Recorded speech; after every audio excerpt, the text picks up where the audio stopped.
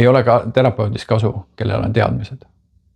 Terapeut peab olema ise jõudnud päriselt elama selles sageduses. Ja läbi selle, ütleme täna, kuidas miks inimesed tunnetavad mu juures seda rahu ja turvatunnet. Ja see turvatunne on hästi oluline, sellepärast turvatundest ta saab oma tunnetesse sisse minna.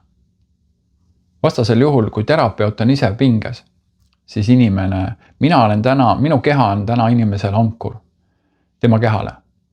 Ja põhimõtteliselt tegelikult ütleme, ma lihtsalt aitan tal maha rahuneda ja tegelikult ma lihtsalt hoian teda enda küsimustega, et ta ei läheks kehas rändama, et ta ei jääks magama, et ta tunnetaks kehas. See on minu ainuke töö olla kohalolus ja et ta saaks ise seda tööd teha, sellepärast tema teeb ise seda tööd. Täna ma ei ole õpetaja, täna ma ei ole ravitseja, täna ma ei ole päästja, täna ma olen Urmas.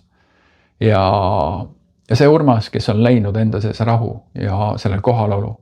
Ja minu kõige tähtsam ülesanne teraapias ongi see, et ma olen täielikus kohalolus ja rahus.